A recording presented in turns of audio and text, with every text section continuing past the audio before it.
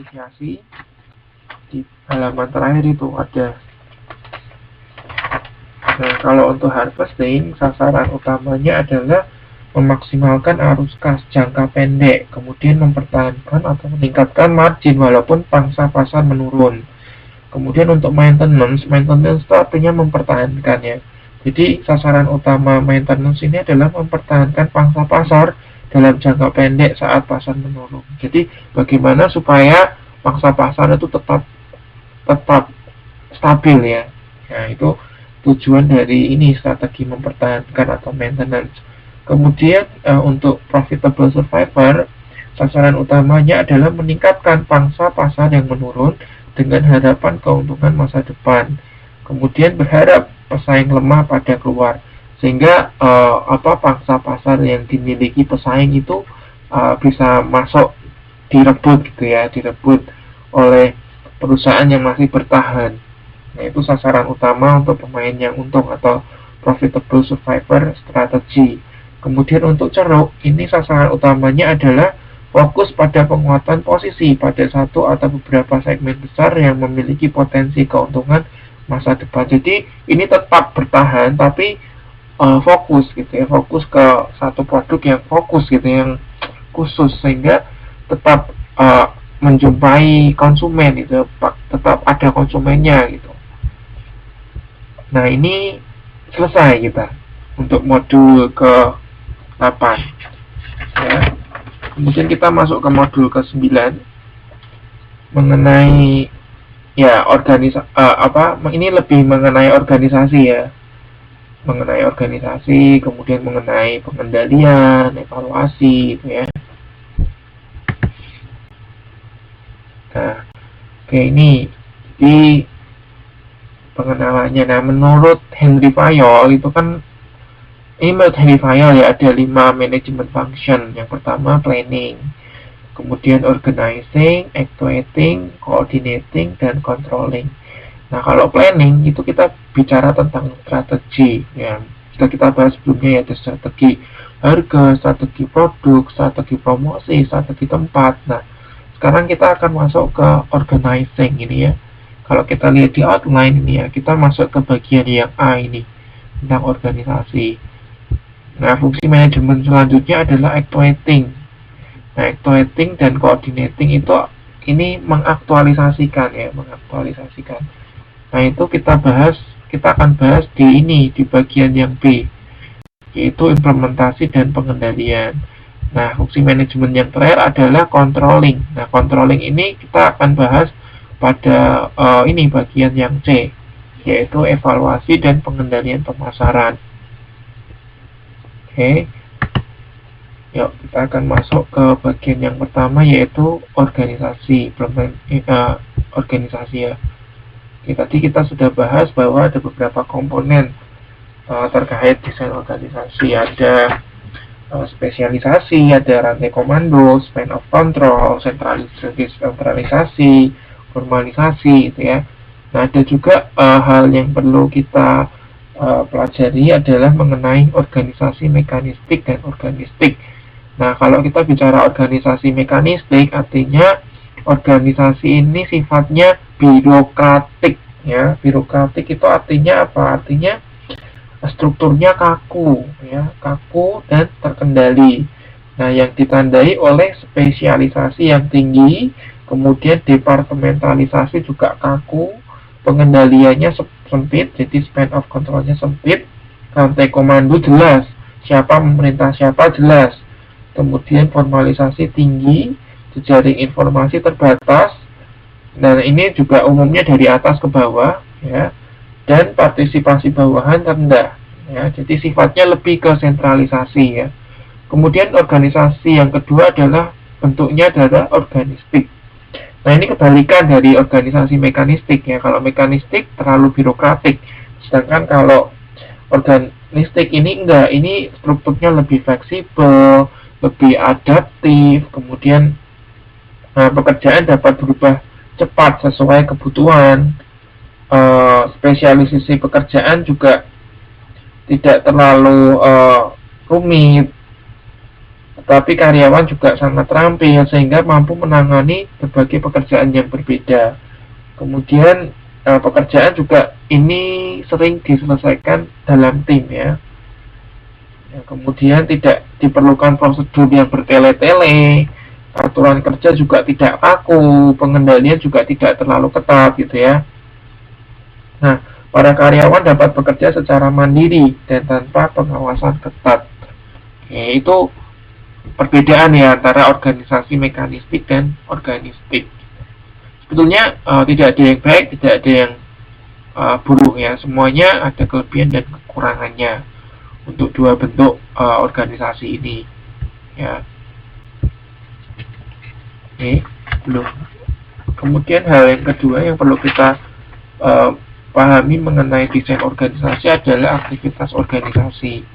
Nah, aktivitas organisasi ini pengertiannya adalah ini. Jadi organisasi itu strukturnya itu bisa dibedakan berdasarkan aktivitas organisasi seperti apa. Nah, kalau di dalam dunia pemasaran atau marketing itu misalnya ini ada dua macam atau dua golongan, yaitu transaksional marketing dan relationship marketing. Nah, ini sebagai contoh gitu ya. Kalau dulu saya pernah saya pernah ke Yamaha, dealer Yamaha Mataram Sakti.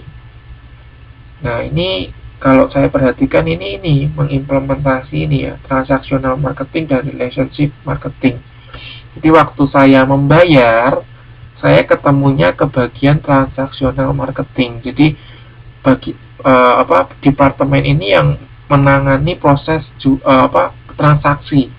Waktu saya menyerahkan uang itu ya ke Yamaha Mataram Sakti, itu ke transaksional marketing. Tapi pada saat saya memilih produk ini, kemudian yang menjelaskan, yang membantu saya mengenai banyak informasi itu ke relationship marketing. Jadi ini itu ya perbedaan bentuk atau desain organisasi berdasarkan aktivitas organisasi, terutama in case di bidang marketing ya, ada transaksional, ada relationship marketing.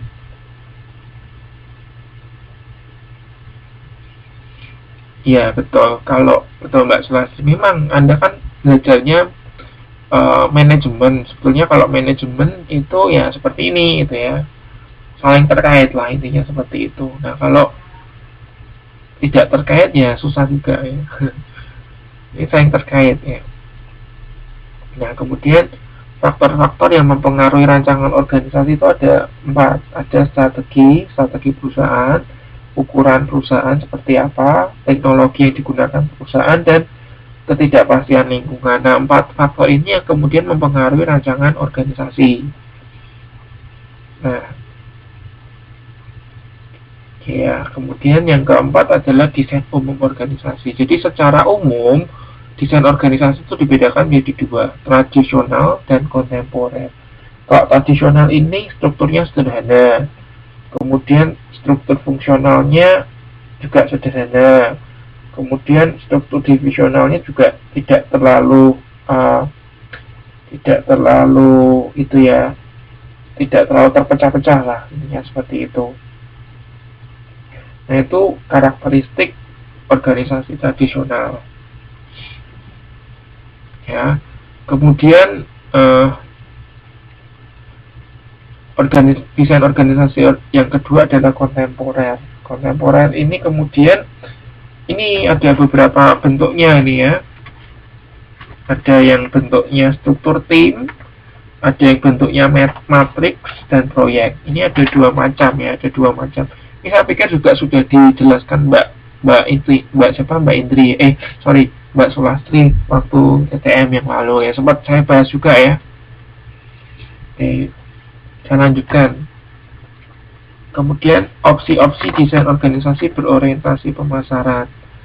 Nah, ada nih beberapa opsi ya, terkait dengan desain organisasi berorientasi pasar. Yang pertama, berpusat pada produk. Jadi desain organisasi ini berpusatnya pada produk. Nah, misalnya saya contohkan itu kemarin saya contohkan ya. Wings Food ya, saya contohkan Wings Food itu kan mereka juga ada produksi makanan, ada produksi sabun, ada produksi macam-macam ya Wings Food itu ya, ada pasta gigi. Nah, berdasarkan ini produk ini mereka punya organisasi sendiri-sendiri gitu ya, struktur organisasi sendiri-sendiri. Nah, ada juga yang berdasarkan pasar. Kalau pasar ini misalnya yang saya contohkan Samsung ya, Samsung punya manajer di tingkat di wilayah Asia, di wilayah Eropa, di wilayah Amerika. Mereka punya manajer sendiri-sendiri, organisasi sendiri-sendiri yang berdasarkan pasarnya itu ya. Kemudian yang ketiga adalah ini matriks. Nah, matriks itu Anda coba baca di inisiasi 8 halaman 4 itu dijelaskan itu secara detail ya mengenai desain matriks. Ada contoh gambarnya juga, bisa dipahami ya.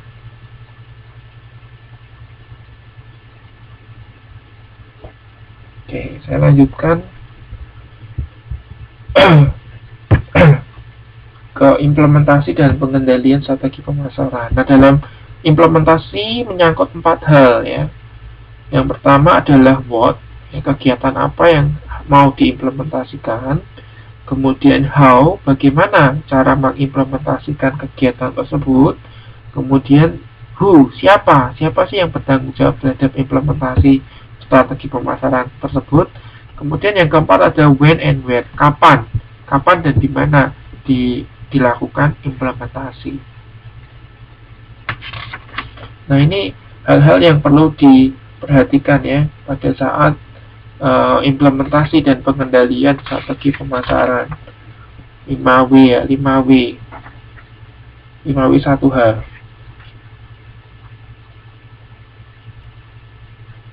Nah, kita akan lanjutkan saja ke ini. Ini bagian terakhir dari modul terakhir, yaitu mengenai evaluasi dan pengendalian pasar. Nah, saya mau tanya ini, kalau kita, apa sih pengertian pengendalian nih? Pengendalian itu apa sih? Ada yang ingat nggak? Pengendalian itu apa sih?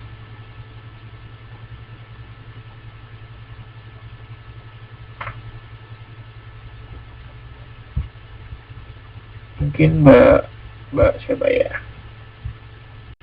Mbak Indri nih yang baru datang.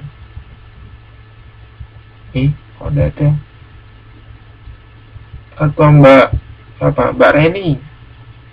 Mbak Reni, apa sih artinya pengendalian? Mbak Yusni atau Mbak Sulastri atau Mbak Dwi? Mbak Dwi, apa Mbak, pengendalian itu apa pengertiannya?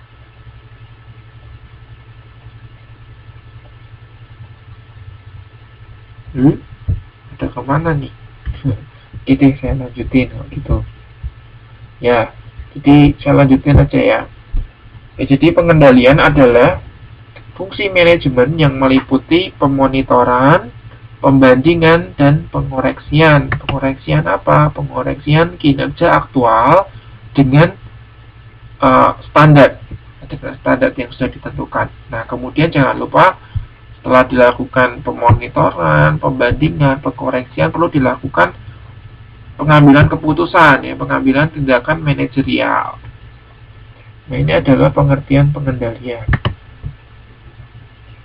Nah, pengendalian itu ada 2 macam nih menurut Hardline dan kawan-kawan. Jadi ada pengendalian formal dan pengendalian informal. Nah, pengendalian formal adalah mekanisme yang didesain manajer pemasaran untuk memastikan implementasi strategi pemasaran apakah berjalan dengan baik.